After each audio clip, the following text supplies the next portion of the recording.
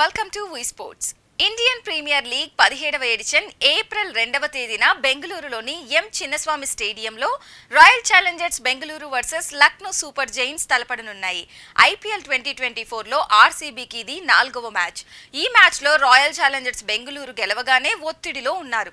ఆడిన 3 మ్యాచ్ల్లో 2 పాయింట్లు సాధించిన రాయల్ ఛాలెంజర్స్ బెంగళూరు పాయింట్ల పట్టికలో 9వ స్థానంలో ఉంది. మరోవైపు లక్నో 2 మ్యాచ్ల్లో 2 పాయింట్లతో 6వ స్థానంలో ఉంది. పాయింట్ల పట్టికలో చేరాలంటే ఆర్సీబీ ఈ మ్యాచ్లో తప్పక గెలవాలి. మార్చి 22న టోర్నీ ప్రారంభ మ్యాచ్లో చెన్నై సూపర్ కింగ్స్ పై రాయల్ ఛాలెంజర్స్ బెంగళూరు ఓడిపోయింది. తర్వాత మార్చి 25న పంజాబ్ కింగ్స్ పై చివరి ఓవర్లో గెలిచి విజయం ఖాతా తెరిచింది. అయితే చివరి మ్యాచ్లో కేకేఆర్ పై ఘోర పరాజయాన్ని చవిచూసింది.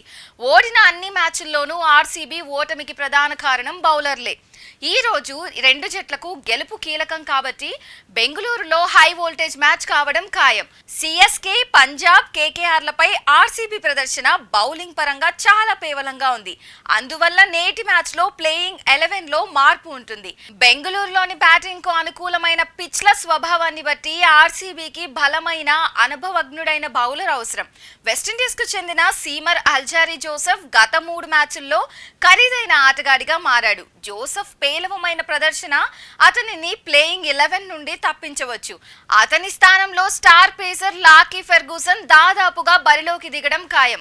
అవకాశం కోసం ఎదురు చూసే ఆటగాళ్లు ఈ రోజు బరిలోకి దిగవచ్చు.